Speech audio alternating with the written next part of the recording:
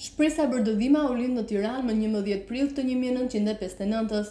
Ishte gjimnaziste te Petronini, ku kishte shkuar Iliria Terpini për të kërkuar personazhe për filmin Guna Mitela. Ishte vetëm 16 vjeç kur ishte përzgjedhur për këtë rol, megjithse dhe më parë qysh fëmijë, recitimi kishte qenë një nga gjërat e saj të pëlqyera.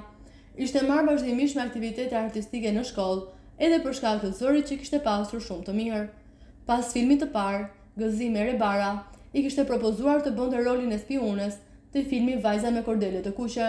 Kishte qenë aq e mirë i realizuar ky rol, sa siç tregon aktoria, edhe në rrugë pas transmetimit të filmit, fëmijët e qëllonin me gur, sepse kujtonin se ishte vërtet spione. Roli i saj i fundit ka qenë në teatr, ku shëvrau Kastin, me regji të Gëzim Kamës. Edhe pse një aktore me të dhënat dhe e preferuar nga regjizorët, këta të fundit druheshin për të dhënë role të mëdha, sidomos pas martesës me artistin e cirkut, Arjan Miluka, të cilën regjimi nuk e kishte pasur me sy të mirë.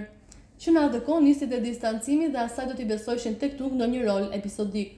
Ndërrimi i sistemeve e gjeti 30 vjeç dhe ishte pikërisht atëherë kur karriera e saj mund të shpërthente. Bashkë me të shoqin vendosën të largoheshin nga Shqipëria.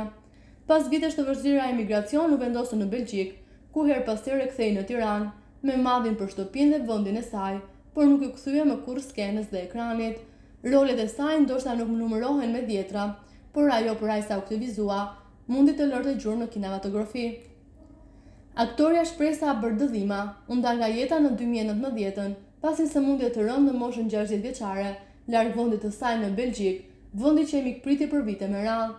Shpresa Bardodhima mbetet një nga emrat e aktorëve më të vlerësuar të teatrit dhe kinematografisë.